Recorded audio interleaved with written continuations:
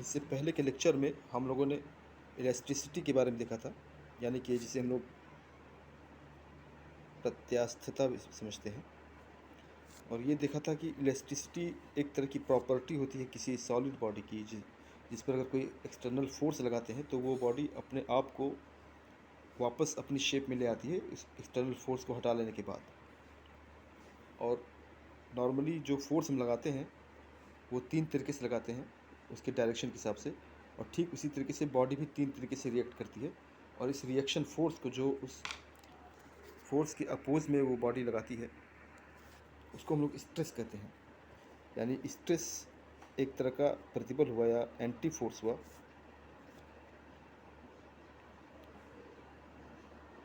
It's an opposite force developed by body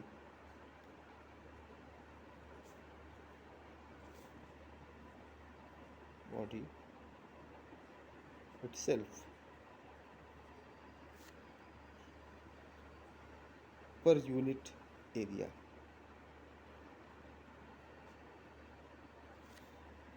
वो stress होता है। और जो स्ट्रेन होता है, स्ट्रेन का मतलब अगर बॉडी में कोई चेंज होता है उसकी शेप में या उसकी लंबाई में या उसके वैल्यू में, तो उस शेप का जो रेशियो होता है ओरिजिनल वैल्यू से, उसे हम लोग स्ट्रेन कहते हैं। तो ये एक यूनिटलेस क्वांटिटी है, इसके बारे में हमने पहले बताया था। तो नॉर्मली स्ट्रेन 3 तरीके का होता है। एक तो लॉन्गिट्यूडिशनल strain,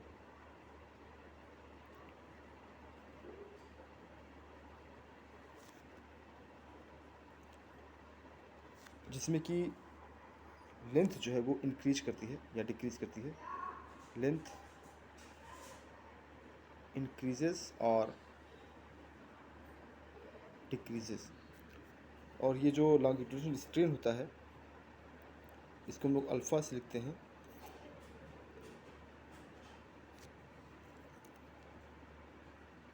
length change divided by original length. ठीक उसी तरीके से एक होता है volume strain,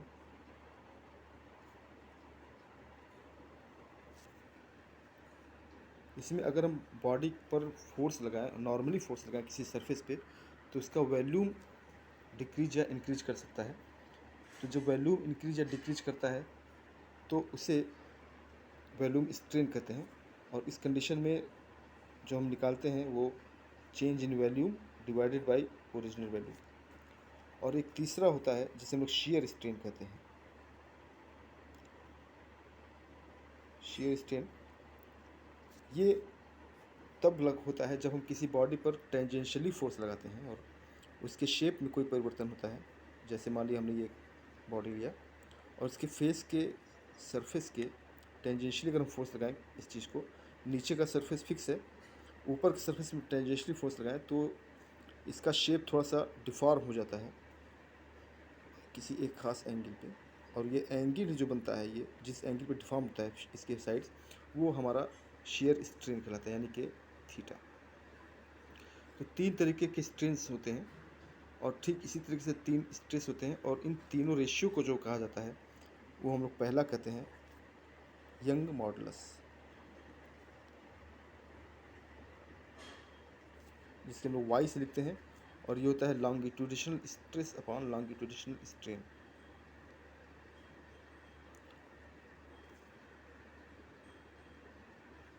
stress upon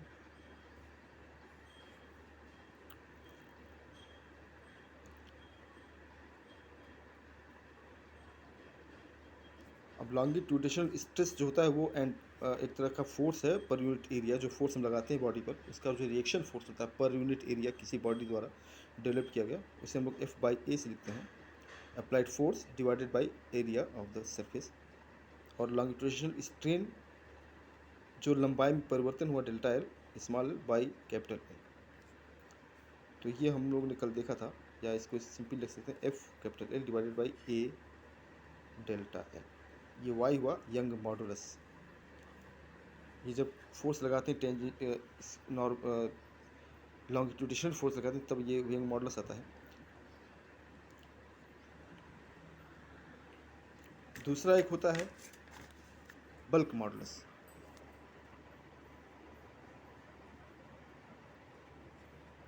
bulk modulus जिसको हम लोग के से लिखते हैं, और ये वॉल्यूम डिपेंडेंट होता है, यानी कि जब हम वॉल्यूम स्ट्रेस लगाते हैं या किसी बॉडी पर नॉर्मली फोर्स लगाते हैं तो उसके वॉल्यूम में डिक्रीज या इंक्रीज हो जाता है, तो उसे हम लोग बल्क मॉडुलस कहते हैं। Volume stress upon volume strain.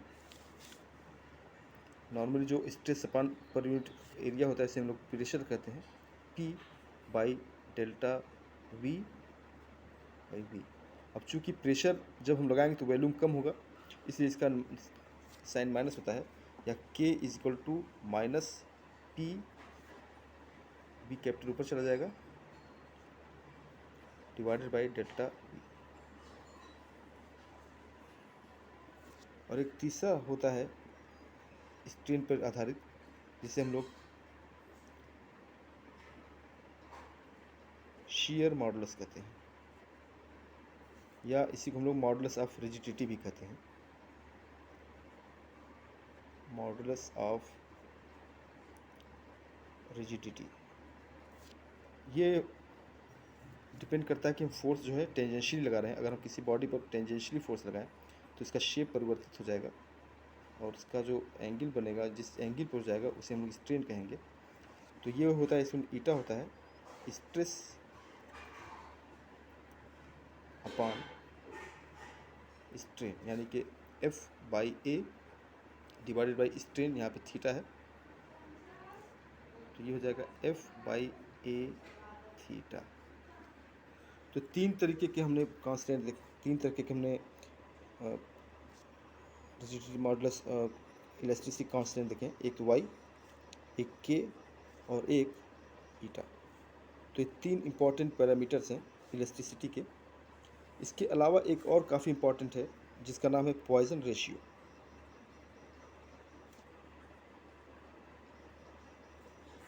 इसको हम लोग सिग्मा से रिप्रेजेंट करते हैं, और ये होता है जब हम किसी तार पर लॉन्गिट्यूडिनली फोर्स लगाते हैं। मान लिया ये तार है जिसकी लंबाई कैपिटल L है, और इस पर हम इसी लंबाई के अलॉन्ग अगर हम फोर्स लगाएं कैपिटल F से, तो इसकी लंबाई बढ़ जाएगी, लंबाई में थोड़ा परिवर्तन हो जाएगा, लंबाई बढ़ जाएगी, लेकिन साथ ही साथ इसकी जो चौड़ाई है, डायमीटर है तार का, वो कम हो जाएगा। अगर लंबाई बढ़ेगी तो डायमीटर कम हो जाएगा। तो मान लिया कि ओरिजिनल इसकी लेंथ थी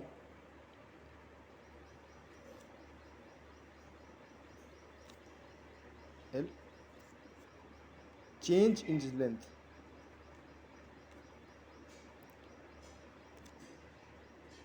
डेल्टा L, स्मॉल जो लंबाई में चेंज हुआ स्मॉल l हो गया।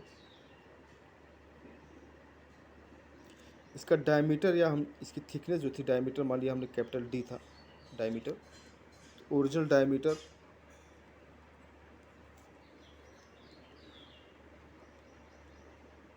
कैपिटल D मान लिया हमने, और साथ ही में जब हम फोर्स लगाएंगे तो इसके डायमीटर में कमी हो जाएगी। जो कमी होगी वो जो है चेंज इन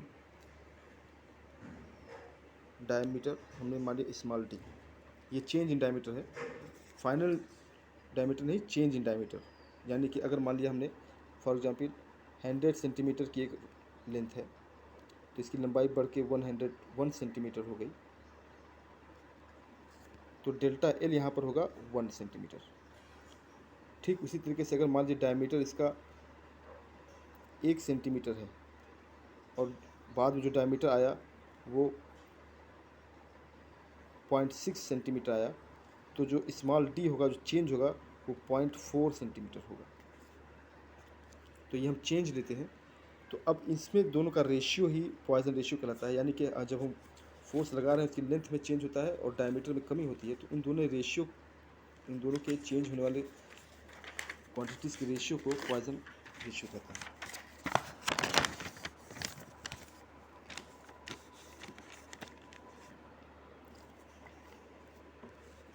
तो अगर मान लिया हमने कि ये हमारी वायर है, इसको हम थोड़ा बड़ा करके दिखा रहे हैं,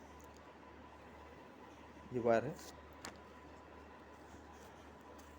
और इस पर हमने फोर्स लगाया इसके अलॉन्ग, लेंथ के अलॉन्ग, तो इसकी लंबाई बढ़ जाएगी लेकिन डायमीटर इसका कम हो जाएगा। तो जो लंबाई बढ़ी वो लॉन्गिट्यूडिनल स्ट्रेन में आएगा और जो ये चौड़ाई इसकी कम हो गई ये इसका लेटरल स्ट्रेन आएगा। तो इसमें दो तरह के स्ट्रेन होंगे। पहला लॉन्गिट्यूडिनल स्ट्रेन, जिसे हम लोग अलोंग द लेंथ कहेंगे, along the length, along the force. और दूसरा होगा lateral strain, perpendicular to force.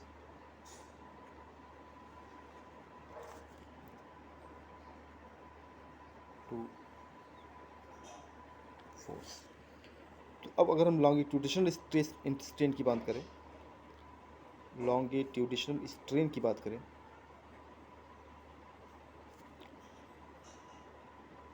तो ये रॉड की लंबाई में लगने वाले फोर्स पर डिपेंड कर रहा है और उसी की लंबाई में परिवर्तन हो रहा है।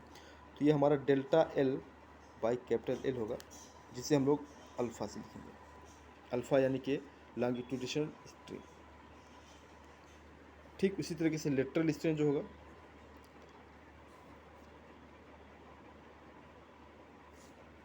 ये हमारा होगा जो डायमीटर में कमी आ रही है, चेंज हो रहा है, small T divided by capital T. इसको हम लोग बीटा से लिखते हैं, लेटरल स्ट्रेन। और इन्हीं दोनों के अल्फ़ा और बीटा के रेशियो को ही पॉइजन रेशियो कहते हैं। तो पॉइजन रेशियो हो गया आपका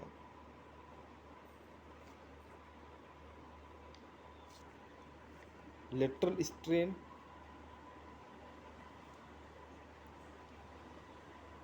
divided by longitudinal strain.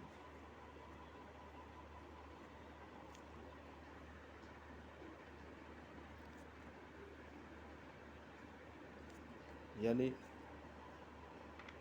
Beta by alpha, या इसको सिंपली करें अगर तो बीटा की जगह हम लिख सकते हैं small D by capital D divided by small L by capital L, या small D capital L divided by small L capital D.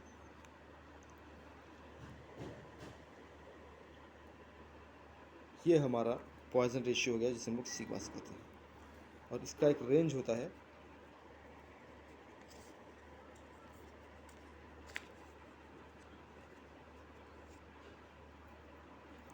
जिसकी वैल्यू, सिग्मा की वैल्यू -1 से लेकर के 0.5 तक होती है।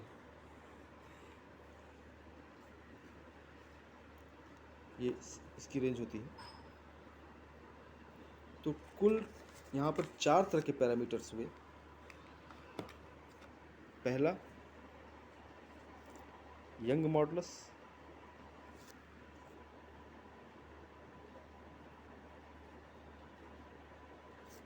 वाई।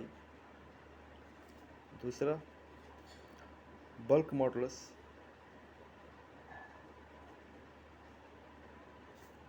के। थर्ड मॉडुलस ऑफ रिजिडिटी या शियर मॉडुलस,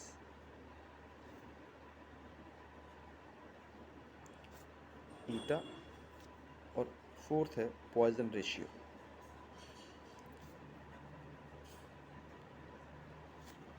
सिग्मा। तो इन चारों में आपस में रिलेशंस होते हैं। ये चारों में रिलेशंस होते हैं, उन्हें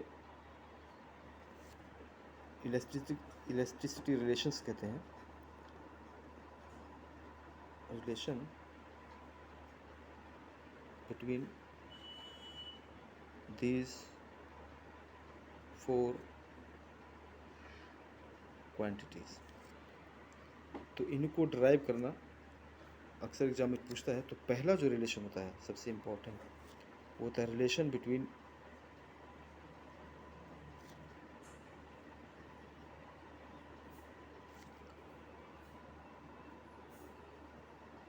गामा, के और सिग्मा, यानी कि यंग मॉडुलस, बल्क मॉडुलस और पॉइजन रेशियो, इसके बीच में रिलेशन निकालना।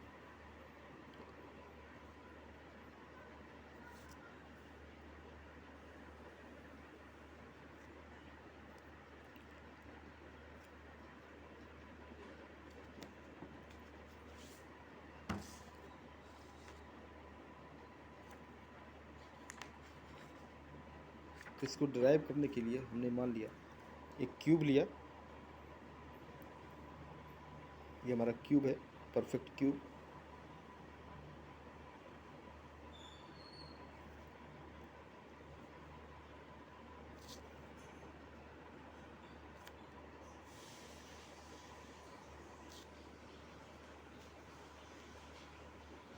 जिसकी लेंथ, विड्थ और थिकनेस सब इक्वल है।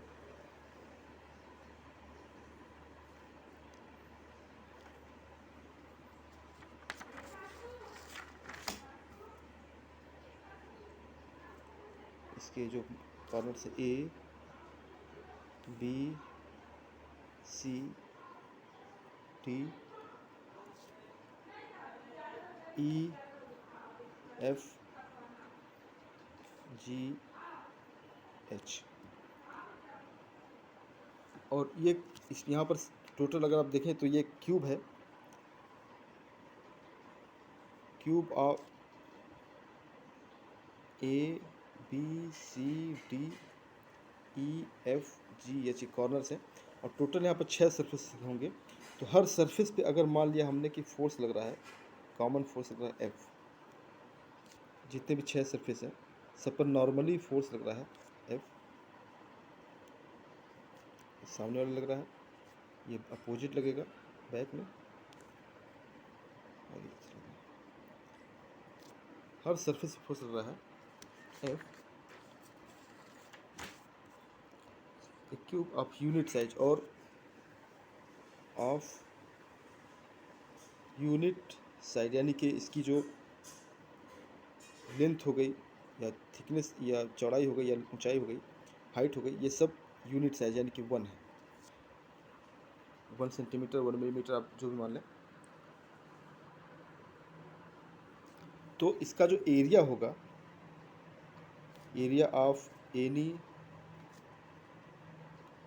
सरफेस, वो 1 यूनिट स्क्वायर होगा, क्योंकि साइज की एक है। तो अगर हम स्ट्रेस की बात करें, stress equal to force upon area होता है, यानी कि फोर्स डिवाइडेड बाई 1 यानी कि 1।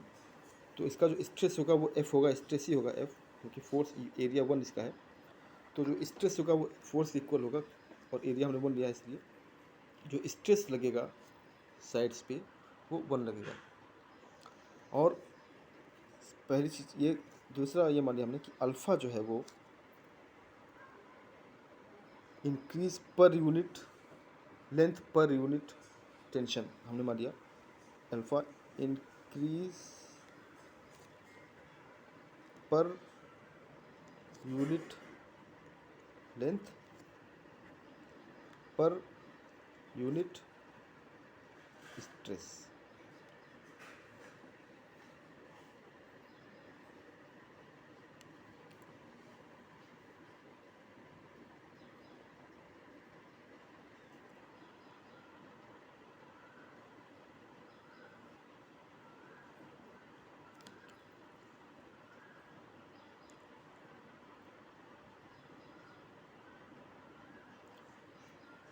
और साथ ही में बीटा मान लिया हमने, बीटा जो है वो कॉन्ट्रैक्शन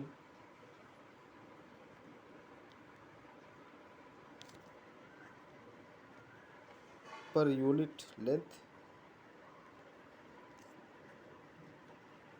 पर यूनिट स्ट्रेस, यानी कि जब हम किसी साइड पे फोर्स लगाएंगे,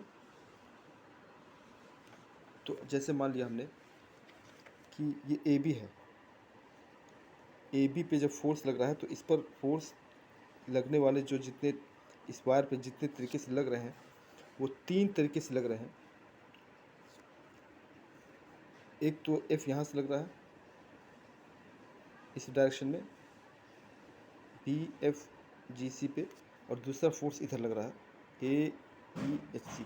ये दोनों इसकी लंबाई को इंक्रीज करेंगे। ए बी जब दोनों अपोजिट फोर्स काम करेंगे तो लंबाई इंक्रीज करेगी।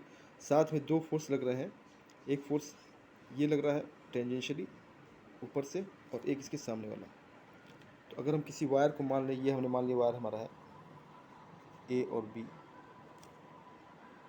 तो इस पर एक फोर्स इधर लग रहा है एफ, और एक फोर्स इधर लग रहा है एफ।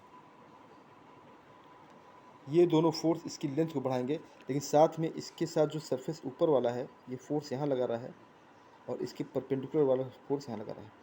तो ये दोनों फोर्स जो है इसकी जो डायमीटर होगा इसको कम करेंगे।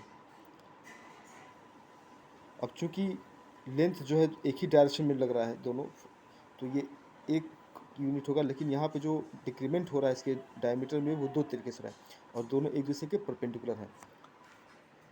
तो यहाँ थोड़ा सा टेक्निकल है समझने की चीज़ कि यहाँ पे टोटल 3 तरीके के चेंजेस हो रहे हैं किसी एक साइड में, किसी एक वायर में, किसी एक लेंथ में, ट्यूब के लेंथ में टोटल 3 तरीके से चेंज हो रहे हैं।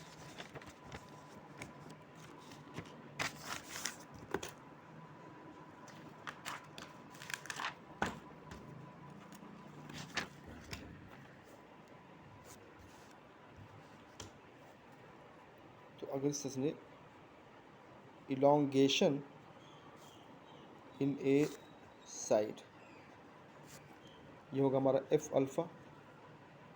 Alpha per unit length per unit stress है, और साथ में एफ हमारा स्ट्रेस है। तो एफ अल्फ़ा उसके में चेंज होगा वो होगा, और दूसरा कॉन्ट्रैक्शन होगा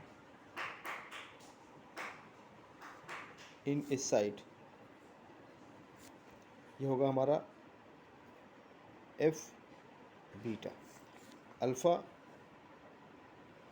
increase in length per unit stress, और बीटा हमारा है decrease in length per unit stress per unit stress. तो अब किसी भी साइड पर अगर हम देखें, मान लिया हमने ये हमारा एक साइड ले लिया हमने ए बी साइड है हमारा, ये ले लिया ए बी सी डी, और साथ में ई एफ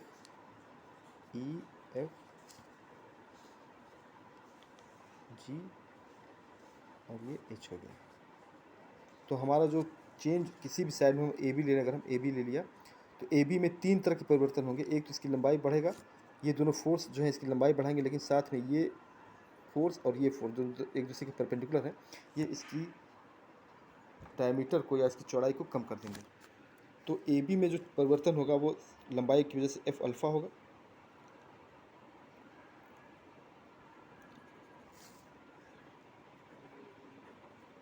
इसकी ओरिजिनल लंबाई 1 थी, इसकी लंबाई में एफ अल्फ़ा परिवर्तन हो गया, लंबाई बढ़ गई। लेकिन साथ में दो फोर्स हैं, एक नॉर्मल काम कर रहे हैं, दोनों एक दूसरे के नॉर्मल काम कर रहे हैं, तो वो इनकी लंबाई को डिक्रीज कर देंगे, वो हो जाएगा F beta into minus F beta. ठीक उसी तरीके से इसकी जो चौड़ाई होगी पी एफ, उस पर भी ये कंडीशन काम करेगा, किसी हर वायर में सेम काम करेगा। एफ ओरिजिनल लेंथ 1 है, इसकी लंबाई में परिवर्तन एफ अल्फ़ा हुआ, माइनस दो फोर्स लगेंगे जो इसकी डायमीटर को कम कर देंगे F beta. Similarly B C A B C और बी एफ, ये तीनों हो गए। एक लंबाई ये हो गई, एक साइड ये हो गया, और एक साइड ये हो गया। 1 plus F alpha minus F beta minus F beta. इसको सॉल्व सिंपल करें अगर हम, ए बी है 1 है, प्लस एफ कॉमन ले लिया हमने, तो अल्फ़ा माइनस 2 बीटा होगा। ठीक उसी तरीके से बी एफ भी होगा 1 plus F alpha minus 2 beta, और B C 1 plus F alpha minus 2 beta. तो ये तीनों साइड्स हैं किसी क्यूब के। अब इनको मल्टीप्लाई अगर हम कर दें तो वॉल्यूम न्यू वैल्यू निकल जाएगा। न्यू वैल्यू अगर मल्टीप्लाई कर दें तो हाफ क्यूब यानी A B into B F into B C, तो तीनों का अगर मल्टीप्लाई कर दें तो 1 plus F alpha minus 2 beta whole cube हो जाएगा। और इसको बायनोमियली एक्सपेंड करें क्योंकि इसकी वैल्यू बहुत कम होती है अल्फ़ा और बीटा की, तो 1 प्लस ये 3 आगे आ जाएगा बायनोमियली एफ अल्फ़ा माइनस 2 बीटा। इसको हमने बायनोमियली एक्सप्लेन किया है।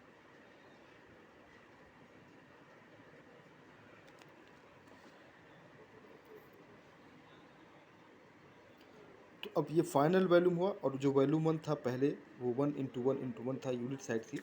तो जो चेंज इन वैल्यूम होगा वो होगा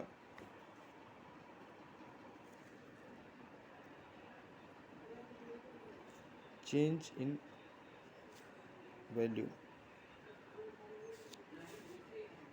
ये हमारा होगा final volume minus original value. Final value हमारा है 1 plus 3 times F alpha minus 2 beta, और माइनस ओरिजिनल वैल्यू हमारा 1 था, तीनों साइड्स यूनिट थी। तो ये हमारा हो जाएगा 1 1 कैंसिल हो जाएगा, 3 F alpha minus 2 beta.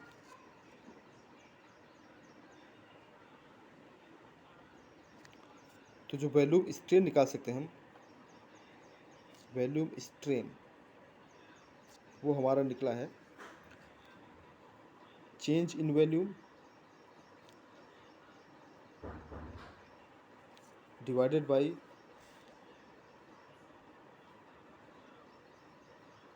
Original value. और जो चेंज इन वैल्यूम आया है वो ये आया है 3 F alpha minus 2 beta divided by original volume, इसका 1 था। तो जो चेंज वैल्यूम स्ट्रेन आया वो आया हमारा 3 एफ अल्फ़ा माइनस 2 बीटा। अब लीनियर स्ट्रेन की अगर बात करें,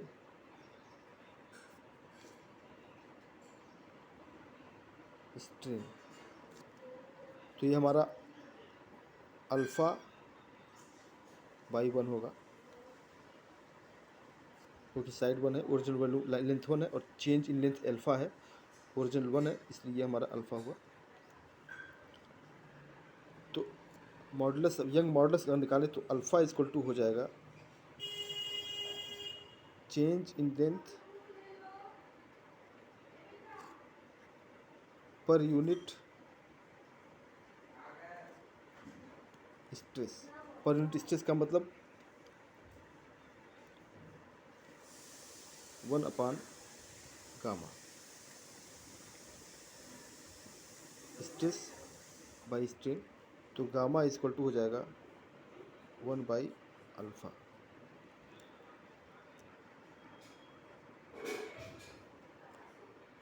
क्योंकि अल्फ़ा पर यूनिट स्ट्रेस है। अब हम यहाँ से अगर वैल्यू रखें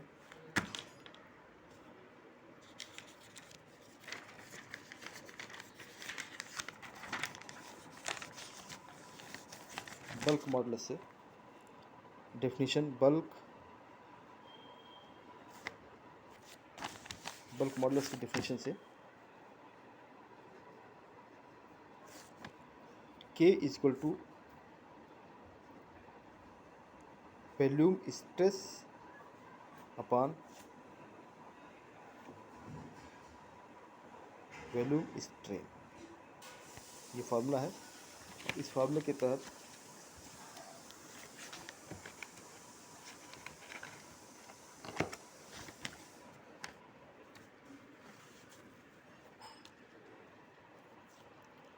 K is equal to volume stress, हमारा फोर्स जो है वो F था, चूँकि एरिया 1 है, डिवाइडेड बाय स्ट्रेन जो आया है वो 3 एफ अल्फ़ा माइनस 2 बीटा आया है। एफ एफ कैंसिल हो जा रहा है, तो के बचेगा 1 अपान 3 अल्फ़ा हमने बाहर निकाल लिया, तो 1 माइनस 2 बीटा बाई अल्फ़ा, या इसको इस तरह लिख सकते हैं के 1 बाई अल्फ़ा ऊपर चला जाएगा, 3 1 minus 2 times beta by alpha. चूँकि डेफिनेशन हमको पता है, वी नो दैट